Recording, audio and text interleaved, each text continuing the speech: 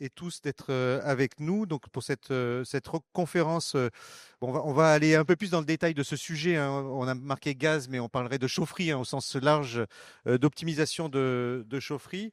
J'ai le plaisir d'être avec vous, Karim et Alexis, pour parler. On va faire un premier tour de table de présentation pour que vous vous présentiez qui vous êtes, qui vous représentez rapidement. Alors, Karim. Bonjour à toutes et à tous. Donc, je suis Karim Guiza, je suis le responsable rénovation énergétique des copropriétés pour le secteur Est parisien et je travaille du coup à l'Agence parisienne du climat. Donc, c'est coordonner l'activité des différents conseillers et conseillères qui travaillent sur ce secteur parisien dans l'accompagnement des copropriétaires. Bonjour à tous, Alexis Bougeois, je travaille chez GRDF. Alors GRDF, je le rappelle, hein, c'est une entreprise de mission de service public qui a pour rôle de distribuer le gaz, mais qui n'a pas le rôle de commercialisateur ou de vendeur. On est vraiment sur une rôle de mission publique, de service public. Et moi, je suis ingénieur d'affaires sur la filière. Donc je suis là pour mettre en relation les copropriétaires, les syndics de copropriété avec l'ensemble de la filière pour pouvoir faire les travaux énergétiques nécessaires pour accompagner la décarbonation. Voilà, merci pour cette présentation. Donc moi je suis Xavier Faure et je serai l'animateur de cette conférence aujourd'hui. Alors on a dit quand on a préparé cette conférence qu'on voulait parler de manière un peu plus large que le titre, hein. On voulait parler de chaufferie au sens large, rénovation de chaufferie. On va parler donc d'eau chaufferie au fioul qu'on va transformer en chaufferie d'autres types, hein. Je ne veux pas anticiper ce qu'on va dire. On va parler de chaufferie gaz également, d'optimisation de chaufferie. C'est les sujets que l'on veut aborder. Ce qu'on s'était dit, Karim, pour commencer, c'était de faire un point à notre public, un point réglementaire, parce que vous posez des questions. C'est quoi les obligations? C'est quoi les réglementations? Et quelles sont les aides aussi dont on peut bénéficier? Tout à fait. En fait, ce qui est important de comprendre quand on est une copropriété, qu'on a une chaudière collective, qu'importe d'ailleurs le typologie de chaudière qu'on peut avoir, c'est quelles sont les obligations, quelles sont les possibilités qu'on peut avoir quand on a ce type de chaudière. La première, c'est un cadre réglementaire sur lequel j'aimerais revenir, c'est l'obligation de raccordement au réseau de chaleur urbain de la ville de Paris dans certaines conditions. Déjà, donc ça ne concerne pas toutes les copropriétés, donc il faut que la copropriété, du coup, s'apprête à faire des travaux sur sa chaufferie, comprenant du coup l'installation ou le remplacement de la chaufferie collective. Mais également, il y a des conditions à respecter pour cette copropriété-là, notamment une condition de consommation. Alors, à Paris, on a une petite spécificité par rapport à cette consommation. Sur le reste du territoire français, c'est dès qu'on consomme plus de 30 kW de consommation annuelle sur la chaufferie, il faut demander un raccordement ou vérifier sa possibilité. Sur Paris, c'est à partir de 100, du fait d'une condition de consommation un peu différente sur le territoire parisien. Ça représente quoi en termes de nombre de logements là, pour donner une idée à notre public? 100 kilowatts, Alexis, vous avez une idée, Karim, dont je ne veux pas vous coincer. Je dis... 12 appartements, voilà. Ouais, voilà, donc une chauffage nous et eau chaude répond, c'est sanitaire, 12 appartements, donc c'est une quinzaine, c'est ça? Si on a chauffage et eau chaude sanitaire, effectivement, qui sont alimentés par la chaudière, une grosse quinzaine peut-être, oui. Voilà, donc ça c'est pour le public. Après, merci, ça va madame, dépendre aussi forcément. à la communauté, on fait appel à la communauté toujours pour être plus intelligent. C'est compliqué des chiffres exacts parce que tout ça est très dépendant de la qualité de l'enveloppe. Un bâtiment extrêmement bien isolé qui a déjà fait son isolation extérieure, ses toits de terrasse, etc., va évidemment consommer beaucoup moins. Donc on évite de donner des chiffres trop marqués, mais en effet, partons du principe que plus d'une quinzaine de logements, on va être sur ce type de consommation. Donc on peut dire que beaucoup de copropriétés sont concernées. Karim, alors donc ça c'est la première obligation. Ensuite, tout à fait. La deuxième, c'est en fait où va être situé votre bâtiment à Paris.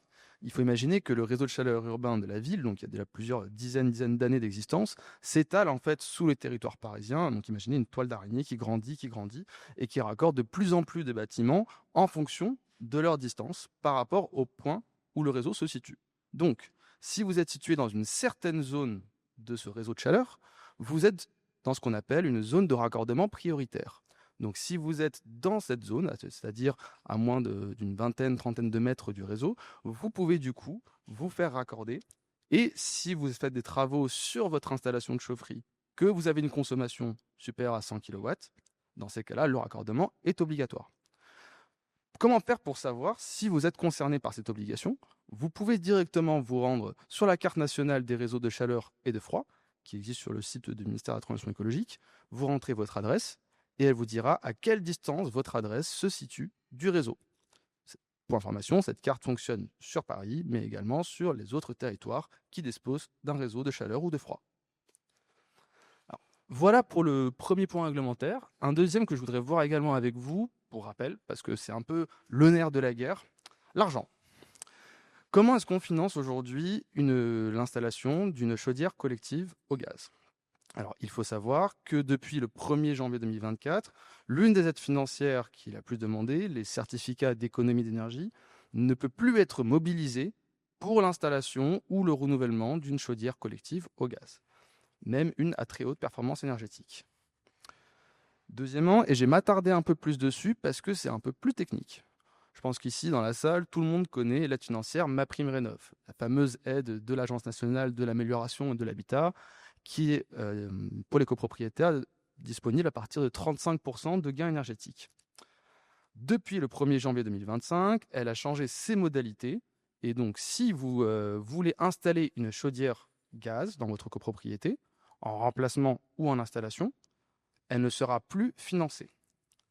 Sauf si vous avez voté cette installation avant le 31 juin 2025 et que vous faites la demande avant le 30 juin 2025, et que vous faites la demande de subvention avant le 30 septembre. Donc là, on parle de financer l'installation.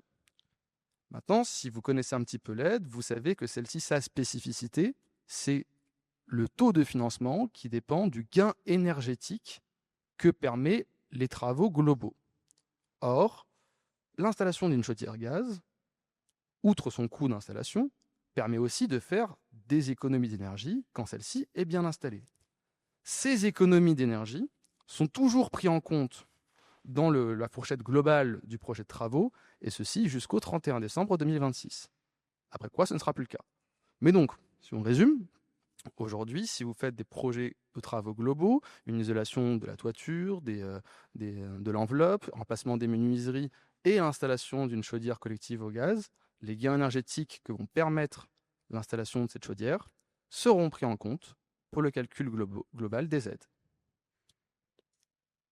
Voilà, donc là, ça a le mérite d'être clair. On a posé le sujet avec ces critères en fonction des dates. Alors, du coup, on voit, là, je vous pose la question, Alexis, pour GRDF, on voit l'intérêt d'installer des chaudières. On peut encore donc mettre des chaudières gaz, installer des chaudières, ou transformer sa chaudière gaz en chaudière gaz très haute performance énergétique, parce que c'est l'objectif d'aller gagner de l'énergie et de l'étiquette énergie également. Tout à fait. Ça peut paraître surprenant. On introduit ce sujet et on commence l'échange en disant qu'il y a une obligation de raccordement au RCU. Pourquoi est-ce qu'on vient donc parler du gaz derrière? On vient de dire que la grande majorité des copropriétés doivent se raccorder au RCU quand il est classé. Pour autant, le RCU, il met un certain temps à se développer et il peut y avoir des situations... Le réseau de chauffage... réseau de chauffage urbain, hein. qui est exploité par la CPCU à l'heure actuelle sur Paris. Donc le réseau de chauffage urbain, il met un certain temps pour se développer. Il y a encore quelques trous pour des questions techniques sur le territoire parisien, notamment les buttes. Dès qu'on monte un peu en hauteur, c'est plus compliqué. Butte Montmartre, vers les buttes Chaumont, butte aux Cailles, côté de Montparnasse, Belleville, etc. Et il y a quelques trous à des endroits où le réseau de chaleur urbain n'est pas encore développé. Et ensuite, il peut y avoir des urgences. Ma vieille chaudière fuel que j'ai depuis 20 ans qui fonctionnait bien, on attendait de pouvoir la rénover, que le RCU arrive. Le réseau de chaleur urbain n'est pas encore là. Il faut bien que je puisse me chauffer et avoir de l'eau chaude cet hiver. Comment je fais? Et donc, dans ces cadres-là, tous les travaux sur la partie gaz sont possibles. Alors, on va l'exprimer, on va parler des chaudières fuel. Je viens de prendre cet exemple. C'est valable pour les vieilles chaudières gaz qui polluent, qui sont des chaudières qui ont plus de 15 ans ou plus de 20 ans et qui sont assez polluantes. Donc, il y a quand même, et c'est pour ça qu'on voulait évoquer le sujet, c'est qu'il y a une volonté et un besoin dans le cadre de la transition énergétique de se raccorder au réseau de chaleur urbain quand ils ont un taux de NR intéressant et qui permettent de décarboner, mais il y a la réalité et le côté plus pragmatique. Et il faut des fois s'adapter à des situations. Est-ce que le syndic de copropriété et la copropriété a les sous et les finances suffisantes pour faire cette transformation et se raccorder au réseau de chaleur urbain? Et est-ce que le réseau de chaleur urbain est disponible au moment où on veut faire cette transformation-là?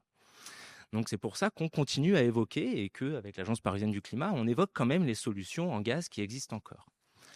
Il faut savoir que quand on est sur une chaufferie fuel ou sur une vieille chaufferie à condensation gaz, on n'est pas sur l'optimum technique qui existe à l'heure actuelle pour polluer le moins possible et donc consommer le moins. On parle de pollution et c'est une bonne chose. Ça a aussi un impact évidemment sur le coût de l'énergie que vous devez payer. Moins vous consommez, moins ça vous coûte d'argent. Et à ce titre, on voulait révoquer donc la chaudière à condensation, qu'on dit à très haute performance énergétique, et qui peut être un ailier des rénovations globales, quand le RCU n'est pas sollicitable ou ne peut pas être pris en compte. Et comme le précisait Karim, ça rentre dans le gain énergétique et l'atteinte potentielle des aides sur MaPrimeRénov' CoPro. Il faut avoir en tête, en termes de métrique, que c'est à peu près plus une classe d'énergie sur le DPE sans rénovation du bâti. Et avec rénovation du bâti, on peut monter à des chiffres bien plus performants. Et systématiquement, quand on sort d'une chaufferie fuel, c'est aussi plus une classe DPE. Donc, le remplacement et la rénovation des chaufferies fuel vers le gaz THPE ou des vieilles chaufferies gaz permettent de faire 15 à 30% d'économie d'énergie et donc autant d'économies sur la facture. Donc voilà, c'était important. On a remis quelques autres arguments et la présentation sera partagée. Mais il y a juste une petite précision que j'aimerais ajouter aussi.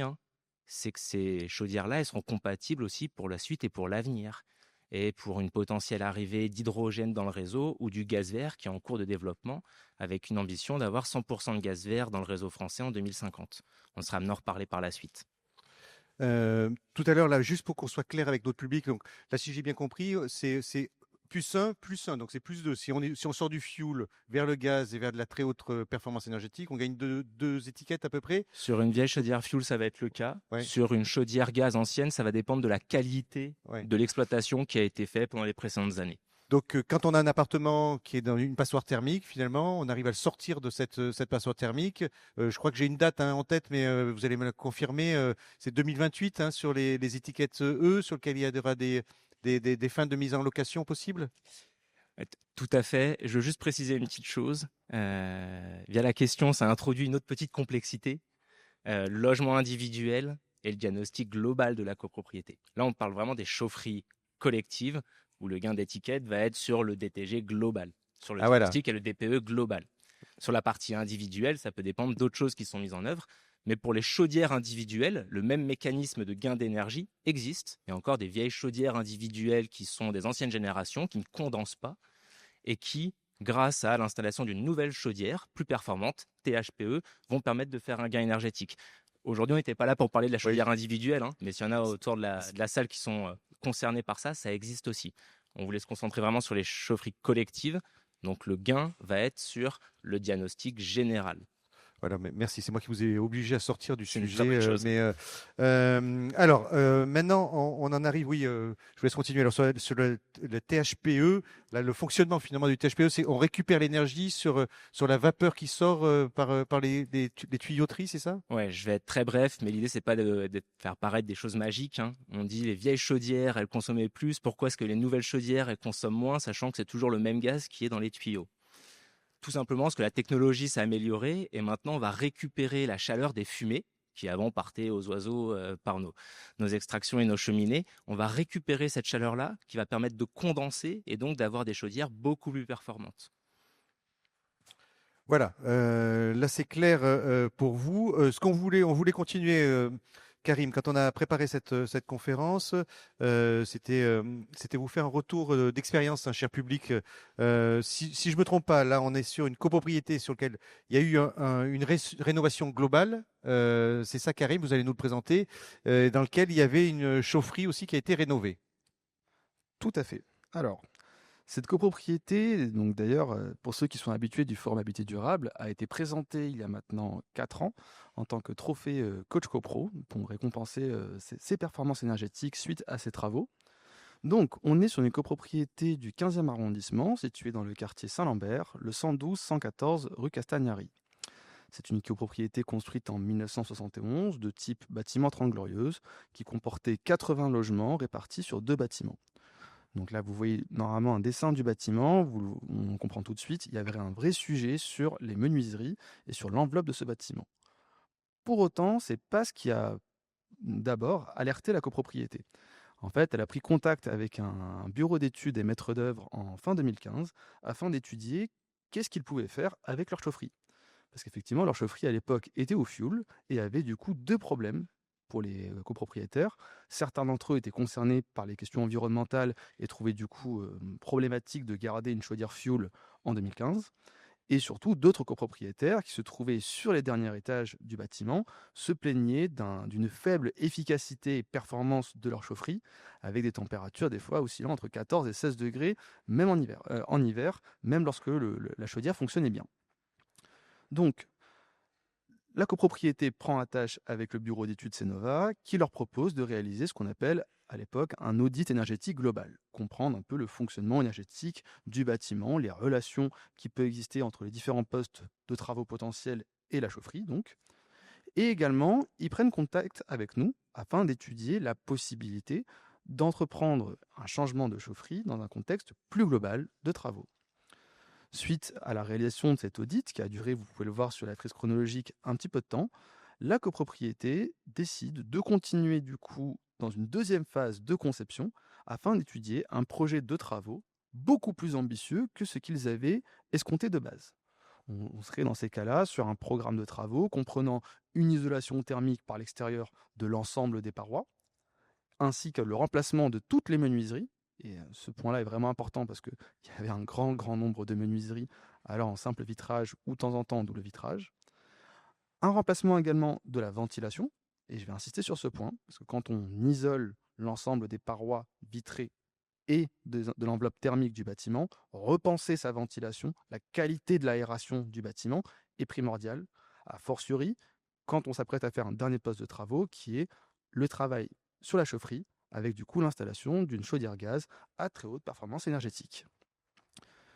Du coup, fin 2017, la copropriété vote cette maîtrise d'œuvre de conception et parallèlement à cela, à l'Agence parisienne de climat, nous décidons de proposer à cette copropriété d'intégrer un dispositif de financement et d'accompagnement pour les copropriétés qui s'appelle Éco-Rénovons Paris à l'époque. Aujourd'hui, il s'agit du dispositif Éco-Rénovons Paris Plus qui lui a succédé. Ce qui a permis à la copropriété d'être accompagnée par un accompagnateur travaillant avec la ville, à savoir Solia, qui s'est occupé de chercher pour la copropriété l'ensemble des aides financières, collectives et individuelles, que celle-ci pouvait mobiliser. C'est ce qu'on appelle l'AMO aujourd'hui. Tout à fait. Solia joue le rôle d'assistance à maîtrise d'ouvrage, AMO. Donc aujourd'hui, il y a la possibilité de demander une AMO privée via différentes entreprises qui interviennent sur ce genre de projet, et également une assistance à maîtrise d'ouvrage gratuite proposée par la ville de Paris dans le cadre de ce dispositif Éco-Rénovons Paris ou Paris Plus. La maîtrise d'œuvre de conception donc, démarre début 2018 jusqu'à l'année 2020.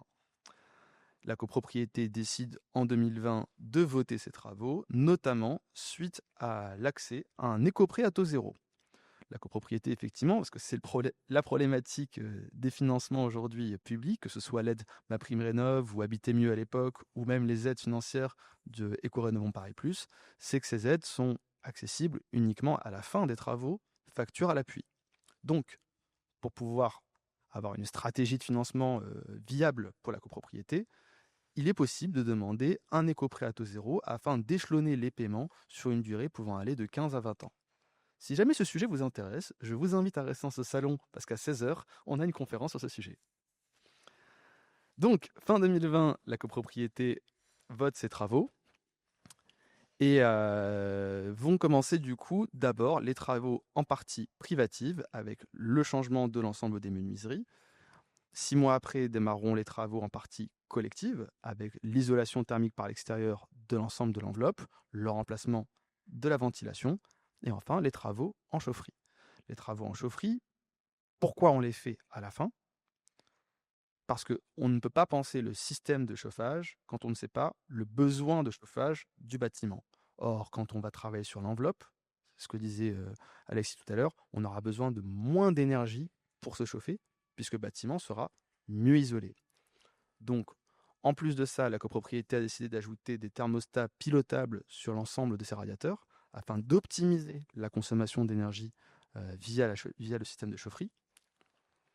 Ce qui permet à la copropriété, donc déjà d'avoir un excellent gain énergétique, on l'a voyé sur la slide précédente, à savoir 63% de gain énergétique à la suite de ces travaux. Et donc aussi forcément un excellent taux de subvention, parce que sur un coût total de travaux de 1 345 000 euros, la copropriété a pu récupérer 790 505 euros, soit 58% de taux de subvention. À savoir que dans ce montant de subvention, il y a donc les aides collectives, à savoir les aides Habiter Mieux, donc qui sont aujourd'hui l'équivalent de MaPrimeRénov', les aides du dispositif Éco-Rénovons Paris Plus, et également pour 13 copropriétaires, des aides complémentaires, ce qu'on appelle des aides individuelles, parce que ces 13 copropriétaires étaient du coup dans la classification de l'ANA considérés comme des ménages aux revenus modestes ou très modestes, et donc disposant d'une aide supplémentaire pour les aider à financer leurs travaux. La conclusion finalement de ce programme de travaux, et c'est ça qui est intéressant et sur lequel il faut bien insister, la copropriété, par ses 63% de gain énergétique, passe une consommation annuelle, par une consommation en kilowattheure par mètre carré par an de 250, si je ne me trompe pas, avec du coup un DPO en E, à une consommation de 87, l'amenant à une étiquette énergétique de B.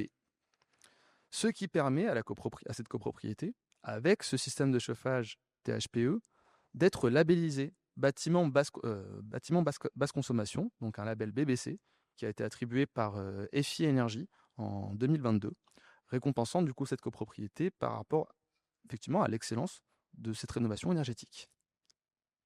Est-ce que vous avez fait le calcul aussi sur cette copropriété, sur certains appellent le reste à charge, parce que bon, il reste à charge ce que j'ai vu un petit peu d'argent par logement, mais qui ne sont pas énormes. Mais il y a des économies d'énergie, donc du coup, est-ce que le bilan pour le copropriétaire est complètement positif finalement au global, ça ne leur coûte rien parce que un prêt vient financer ce reste à charge?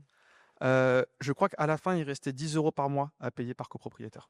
Voilà, donc entre l'économie d'énergie, la mobilisation du prêt, les différentes aides financières mobilisables, la copropriété avait encore à débourser effectivement une petite dizaine d'euros par mois sur 15 ans. Alors aujourd'hui, là, le dispositif que vous nous avez montré avec les aides qui sont présentées, est-ce qu'au jour d'aujourd'hui, en 2025, on pourrait avoir le même niveau d'aide? Oui, et potentiellement, alors sur le principe, oui. Attention maintenant par rapport aux aides, il y a plein de choses à prendre en compte. On est sur une copropriété qui a fait des travaux avec un excellent taux de rénovation. Mais aujourd'hui, effectivement, le montant des aides est plus important que ce qu'il était à l'époque. Aujourd'hui, par exemple, on a des taux de subvention à plus de 45% de gains énergétiques qui pourraient être supérieurs à ce que la copropriété Castagnari a eu à l'époque. Et le montant d'aide, là, est de combien là, quand on arrive à... Là, on serait à 58%, toute aide confondue. Oui. Alors attention, encore une fois, parce qu'il y a des postes aussi de travaux qui sont induits, donc des postes de travaux qui ne sont pas énergétiques.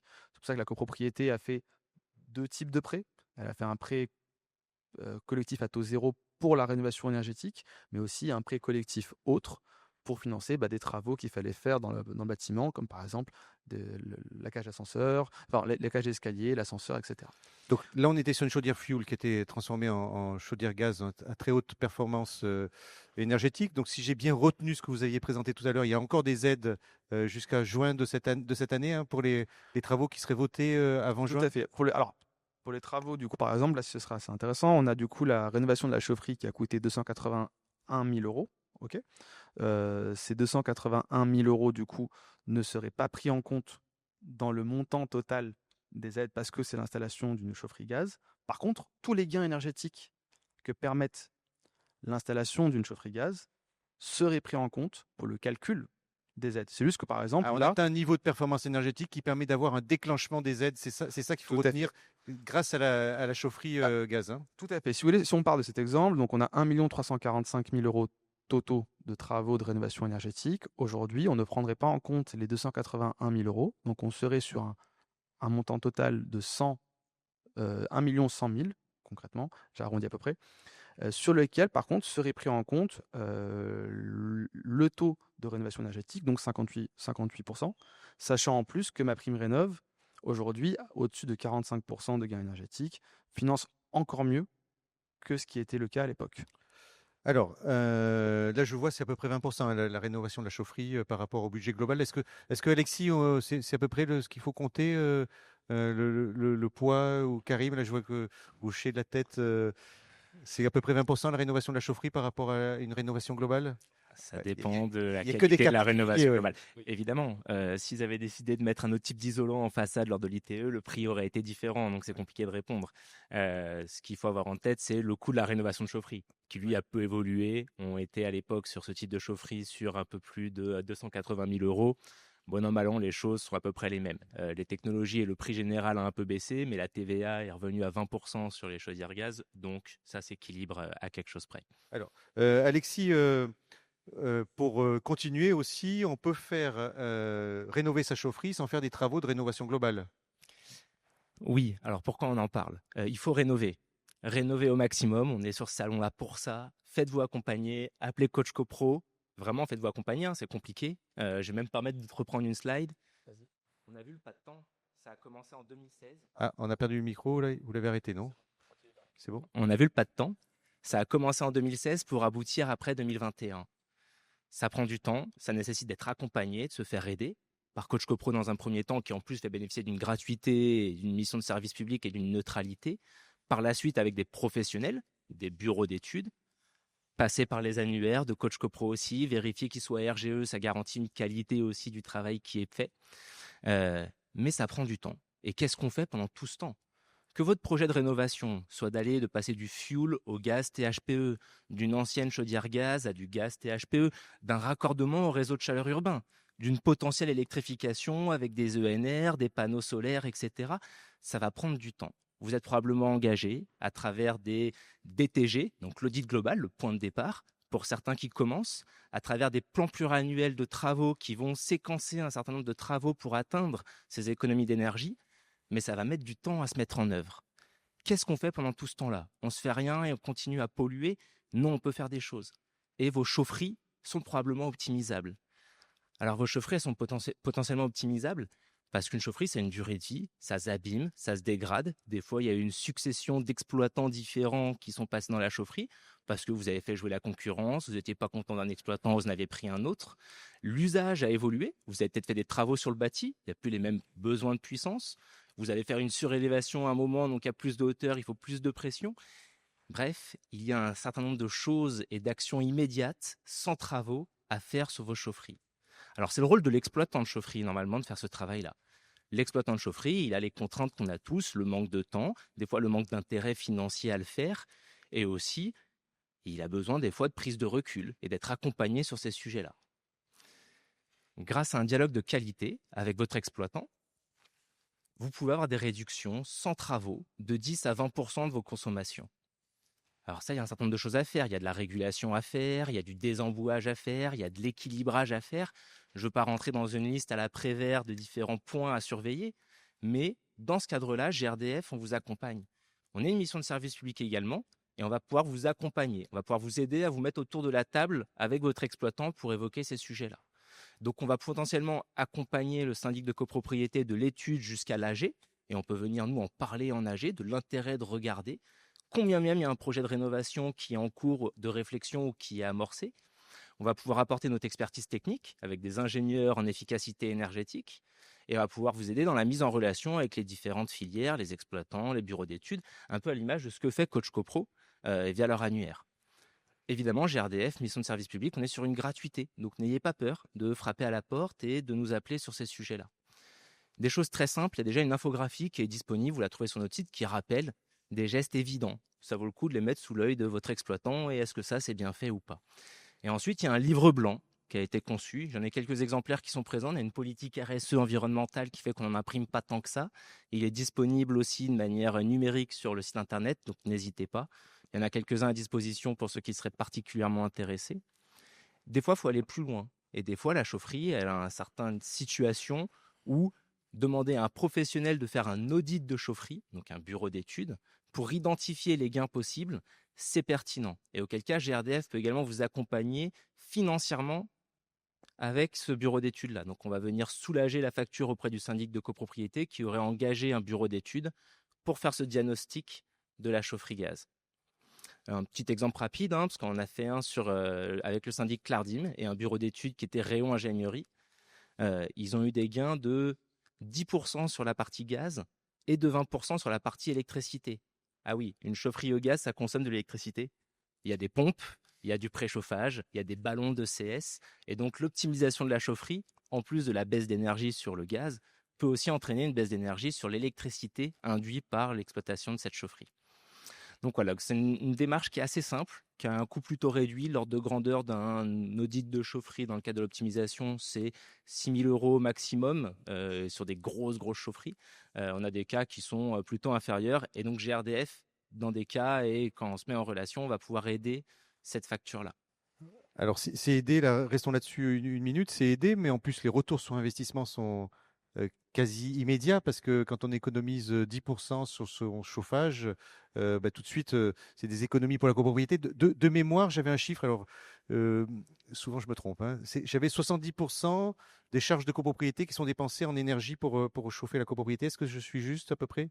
Alors, c'est juste. Alors après, pareil, il faut regarder les cas particuliers. On est avec un ECS individuel, on est avec un eau chaude sanitaire, pardon. On est avec des ballons d'eau chaude individuels, on est avec des ballons d'eau chaude collectifs.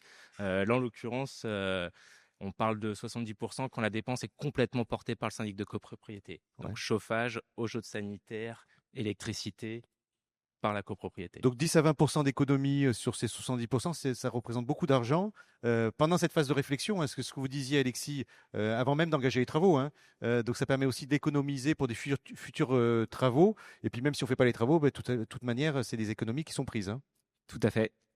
Et des fois, avec juste un dialogue, hein, le fait de prendre le temps, d'éveiller aussi le regard de votre syndic de copropriété qui est souvent débordé, avec les poubelles, le voisinage, les nuisances sonores, les fuites d'eau, la mise en place du tri des déchets.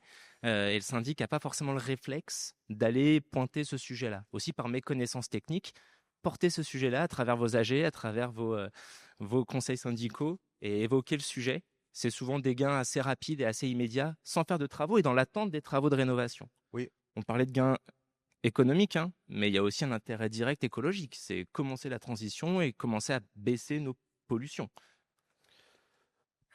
Là, j'avais aussi ce chiffre en tête, c'est que ces retour sur investissement, c'est de l'ordre d'une année à peu près. Hein. C'est ce que je vais engager comme coût auprès de l'exploitant ou de chauffagiste hein, pour faire cette optimisation. Tout de suite dans l'année, je retrouve cette économie. Alors, sur la partie optimisation de chaufferie, oui, d'autant qu'il y a même des choses qui n'engagent pas de travaux et qui sont juste du réglage et de vérifier un certain nombre de prérequis classiques de l'exploitation d'une chaufferie, mais qui au fil du temps et de différents exploitants qui sont succédés ne sont plus mis en place. Et quand il y a une optimisation qui est faite via un audit d'un bureau d'études, le retour sur investissement, il est quasiment sur l'année. Alors, Alexis, même si on a certaines personnes qui disent drill, drill, drill, vous avez entendu certains qui ont dit je continue à pomper de les énergies fossiles. Le gaz, ça reste encore une énergie fossile. Et donc, on peut se poser la question, et là, je comprends le public qui pourrait se poser cette question-là, c'est pourquoi est-ce qu'on continue aussi à développer du gaz alors que c'est une énergie fossile? On vit dans un monde qui est des fois un peu complexe. Il faut envoyer des messages, et des messages qui sont des fois un peu dans la caricature, mais qui sont nécessaires. Stop au gaz fossile. Évidemment, oui, les énergies fossiles sont polluantes. Donc, il faut réussir à s'en sortir. Pour autant, les choses ne se font pas d'un claquement de doigts du jour au lendemain. On ne va pas couper toute l'exploitation de gaz fossile. C'est valable sur les véhicules aussi et sur les voitures essence. Hein. Tout ne va pas se faire du jour au lendemain. Donc, il y a une transition à faire. Et donc, les deux énergies vont coexister et continuer à coexister. Pour autant, grâce à la sollicitation des énergies renouvelables, du développement des réseaux de chaleur urbains, la consommation de gaz dans sa globalité doit et va baisser en France. C'est une bonne chose, hein, GRDF accompagne ce sujet-là à travers sa mission décarbonation. Et donc, on prévoit de baisser les consommations de gaz sur l'ensemble du territoire français. Pour autant, il faut qu'en plus de ça, et en plus de baisser, elles deviennent vertes. Alors le gaz, il peut être vert. Ça paraît un peu surprenant. Oui, le gaz, c'est une ENR. C'est une ENR quand il n'est pas importé. C'est une ENR Une quand... ENR aussi, une énergie renouvelable. Tout à fait. Ouais. Une énergie renouvelable, c'est une énergie renouvelable quand il n'est pas importé, quand ce n'est pas des paquebots remplis de pétrole et de gaz qui livrent ce gaz. Mais il va falloir nous expliquer comment on arrive à faire une énergie renouvelable avec du gaz avec une énergie renouvelable. Eh oui, en France, on n'a pas de pétrole, mais on fait du gaz. Et on fait du gaz pas comme on en faisait à une certaine époque. Hein. On fait du gaz qu'on va dire vert et qu'on va dire, c'est pas GRDF qui le dit, hein, c'est l'ADEME, c'est la Commission de régulation de l'énergie, c'est le ministère de l'Environnement. Il est considéré comme vert à partir du moment où ce gaz, il est produit à partir de nos déchets. Par exemple, c'est un des entrants, c'est la filiale qui est la plus développée, c'est ce qu'on appelle la méthanisation. On va faire une espèce de grosse béchamel. Dans une grosse casserole, on met tous les déchets, souvent issus de l'agriculture, et on va laisser ça se dégrader. Et ça va constituer un gaz. Un gaz qui est polluant, hein, ni plus ni moins que celui qu'on consomme à l'heure actuelle, qui est du gaz fossile, mais il a été généré par une ressource qu'on aurait normalement jetée et qui aurait pollué naturellement l'atmosphère. Donc au lieu de polluer naturellement l'atmosphère, on capitalise, on récupère ce gaz-là et on va l'exploiter pour chauffer nos bâtiments. Et donc l'ambition de GRDF et la trajectoire, c'est d'arriver en 2050 à 100% de gaz vert. Alors 100% de gaz vert, ça va prendre du temps, il y a différentes filiales à activer. Il y a la méthanisation, il y a l'arrivée de l'hydrogène qui va permettre de limiter le gaz fossile dans les réseaux.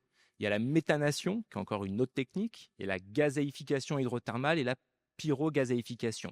C'est plein de techniques différentes pour réussir à créer du gaz sans avoir besoin de gaz fossile. La méthanisation est la plus développée, la plus mature à l'heure actuelle, celle qui est la plus concrète pour nous. En tant que francilien, en plus, vous le verrez par la suite, c'est très présent en Île-de-France. Et donc le biométhane, la méthanisation, c'est on récupère les résidus de l'agriculture et de l'industrie agroalimentaire, on récupère les boues de stations d'épuration et on récupère les déchets des collectivités et des ménages. D'ailleurs, l'ensemble de vos copropriétés sont invités depuis peu à trier vos déchets organiques. Ça va aussi potentiellement alimenter des méthanisateurs. Et tout ça donc permet de produire un gaz qu'on va considérer comme vert et en plus va produire un digestat qui va permettre d'aller après réenchérir et faire de l'épandage sur les cultures, donc d'avoir des fertilisants qui ne sont pas des fertilisants importés et qui polluent. C'est bien d'en parler. Des fois, ça fait un peu grand discours, un peu de greenwashing, je vais me permettre le terme, même si c'est maladroit. C'est une réalité. À l'heure actuelle, le gaz vert, c'est 14 TWh par an. Un peu plus de 2 réacteurs nucléaires, 2,5 réacteurs nucléaires. C'est l'équivalent de 3,5 millions de logements neufs chauffés. Alors vous, au quotidien, vous ne voyez pas la différence. Ce qu'il y a dans le tuyau, est-ce que c'est du gaz vert ou pas du gaz vert? Ce n'est pas forcément perceptible. Ce qui est certain, c'est qu'à la production, il est issu des usines de méthanisation. 3,5 millions de logements, c'est plus que Paris, hein? Ah, c'est plus que Paris. Oui, parce Alors que après, c'est 2 500 000 logements à Paris, c'est ça? tout à fait. Et ils sont répartis, après, les méthanisateurs sont répartis sur un peu partout sur toute la France. Pour parler de la situation francilienne, c'est intéressant de le savoir, hein, sans à penser que c'est un sujet qui ne concerne que les provinces ou les zones un peu plus rurales. L'Île-de-France est un des fers de lance du biométhane. À l'heure actuelle, en Île-de-France, c'est 61 sites qui sont en injection. C'est l'équivalent de la consommation de quasiment 5000 bus ou de 310 logements neufs. Et donc, il y a plein de projets qui sont en cours. Il y a d'autres projets de méthanisation qui doivent arriver et qui vont permettre d'arriver sur cette trajectoire de 100% de gaz vert dans les tuyaux en 2050. Voilà. Est-ce qu'aujourd'hui, vous êtes sur la trajectoire? Vous pensez que vous allez y arriver? Alors, en 2024, on était en avance. On était une des rares ENR à avoir tenu la trajectoire qui était identifiée. On a un point d'étape qui est prévu en 2030. Ça va dépendre évidemment de l'ensemble des acteurs de la filière qui vont se mettre sur le sujet. Il faut trouver des potentiels agriculteurs qui sont intéressés par ces sujets-là. Il faut mettre en place les pouvoirs publics. Il y a beaucoup d'échanges qui se font aussi avec les collectivités. Et donc, pour l'instant, on suit la trajectoire. Il y a pas mal de projets qui sont dans les tuyaux et de nouveaux sites qui devraient arriver. Et il y a des choses qui se diversifient un peu. L'augmentation de potentiels entrants, de par la collecte des déchets ménagers et de cuisine. Le compost, on retrouve maintenant dans Paris. Maintenant, il y a des zones où on amène son compost, ses déchets verts de sa cuisine dans des bacs directement, hein. Exactement. Alors, pour être complètement transparent, tous ne sont pas forcément orientés vers la production de gaz vert. Certains servent à produire du compost, qui va être réutilisé après comme fertilisant, mais c'est pas systématiquement. Ça dépend un peu des communes. Sur Paris, si je me trompe pas, il y a une bonne partie qui sont collectées par Réau, qui alimente un méthaniseur, donc qui produisent du gaz vert. Vos déchets au quotidien produisent du gaz vert. Votre épluchure de banane à Paris va dans un méthaniseur et va produire du gaz vert. Vous y contribuez sans le savoir. Est-ce que dans ma copropriété, je peux me mettre à produire du gaz vert? On pourrait, non, ça se fait pas encore, hein, Alors, les méthaniseurs pour de l'autoconsommation, on n'en est pas encore là. Ça existe, il y a des projets de R&D, de micro-méthanisation qui voudraient dire on se fait de l'autoconsommation, de la manière qu'on utilise directement le panneau solaire pour se produire de l'électricité. J'utilise directement mes déchets, quels qu'ils soient, pas forcément alimentaires, ça peut être nos déchets aussi de nos déjections, j'ose le terme. Ça n'existe pas encore. C'est des choses qui se développent, il y a de la R&D sur le sujet, donc de l'innovation qui se fait. Il y a des petits exemples qui ne sont pas encore accessibles au grand public et à une copropriété ou un bailleur social. Voilà, mais la question, c'est comment on peut recycler. Vous vous posez cette question-là à chaque fois. Et là, aujourd'hui, en 2050, on a bien vu la trajectoire. Alors, on a quelques minutes encore qui nous restent pour poser quelques questions, pour prendre vos questions, cher public. Levez la main si vous voulez qu'on vous pose. Si vous voulez poser une question, on va vous apporter un micro parce qu'il y a un public aussi. Vous êtes nombreux à être à distance aussi. J'en profite pour vous saluer, cher public, qui êtes avec nous à distance également. Allez-y, monsieur, présentez-vous et posez votre question. Alors. Oui, bonjour. Bonjour, vous m'entendez? Oui, bonjour, je suis monsieur Cousin. Je suis dans une copropriété qui est dans le 9e arrondissement à Paris. Et je voudrais plaider un petit peu la cause des petites copropriétés. Parce que dans Paris, il y a quand même un modèle d'immeuble qui est assez répandu, c'est l'immeuble haussmannien, R+6, qui est quand même assez typique de la ville, et qui est souvent constitué d'un bâtiment sur rue, bâtiment sur cour. Et en la circonstance de notre bâtiment, rue La Bruyère, est dans une zone prioritaire du CPCU, telle que vous l'avez décrite. Et depuis 2 ans, j'essaie de faire en sorte que cette copropriété, cette chaufferie collective qui ne fait que du chauffage et pas d'eau chaude, puisse être collectée au CPCU. Malheureusement, on est sous la barre des 100 kW que vous avez évoqué tout à l'heure. On est au-dessus des 30 kW que vous avez expliqué tout à l'heure. Et j'ai beau me battre depuis 2 ans, c'est mission impossible. Donc j'ai une chaudière, nous avons une chaudière aujourd'hui qui a 25 ans, qui tient. Là, j'ai regardé tout à l'heure ce que vous expliquiez sur les dates butoirs pour bénéficier de certaines aides. Je me dis qu'aujourd'hui, je me demande aujourd'hui ce qu'il faut que je fasse, parce que où je repars sur une chaudière neuve pour 25 ans, même si c'est une TPE, une haute performance, ça reste quand même du gaz, si vous me passez l'expression. Et quand je regarde les devis qui sont proposés, en général dans les devis, il y a aussi 50, il faut le savoir, 50% de mise aux normes des chaufferies qui sont imposées aujourd'hui, ce qui fait quand même des budgets assez conséquents. Donc moi la question est de savoir aujourd'hui qu'est-ce qu'il faut que je fasse, sachant que dans les échanges que j'ai pu avoir, j'ai cru aussi comprendre, et ça va peut-être aller un peu dans votre sens, qu'à l'échéance de 2026, le contrat du CPCU devait être remis en appel d'offres, donc soit rester au CPCU chez Engie, soit passer ailleurs, mais a priori ça va rester là. En plus, vous savez aussi qu'il y a des élections municipales, donc les règles risquent également de changer. Ouais. Donc, quand on se retrouve dans ces petites copropriétés, je pense qu'il doit y en avoir pas mal, je ne sais pas s'il y en a ici, On va dans Paris, qu'est-ce qu'on fait? On a compris votre question, Qu'est-ce qu'on monsieur. fait On va y répondre. Elle est large parce qu'il y a pas mal de sujets.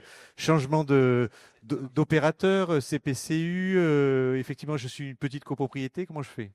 Alors votre question est très large et en fait elle est très intéressante parce qu'elle prend exactement le genre de cas qu'on va avoir à Paris. Et je trouve que ça reprend bien ce qu'on vient d'expliquer avec Alexis.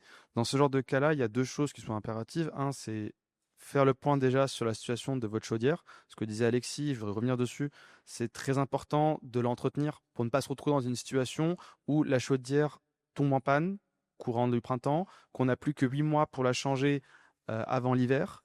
Et du coup, on ne peut rien faire d'autre que le changement de chaudière, passer à côté d'une rénovation d'ensemble, etc.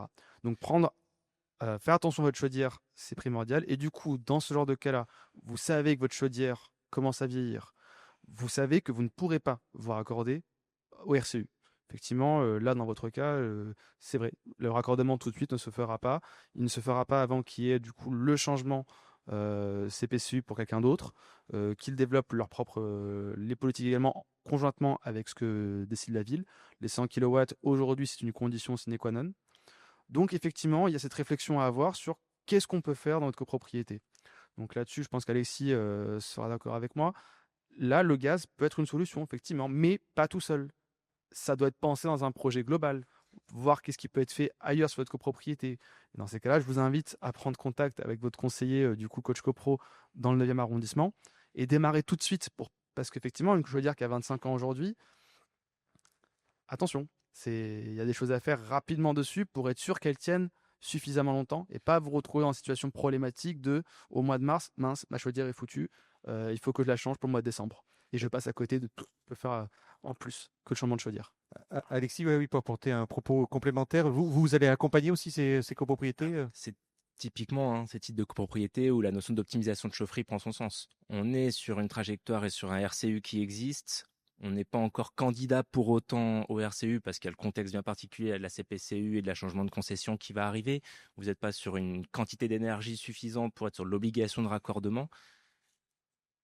Ouvrons le débat avec l'exploitant et regardons ce qui est faisable sur l'optimisation de chaufferie. Il y a d'autres choses qui existent, mais après, et l'idée n'est pas de faire de la langue du bois. Il faut regarder les cas en fonction de la situation et de l'envie et qu'est-ce qui motive aussi la démarche.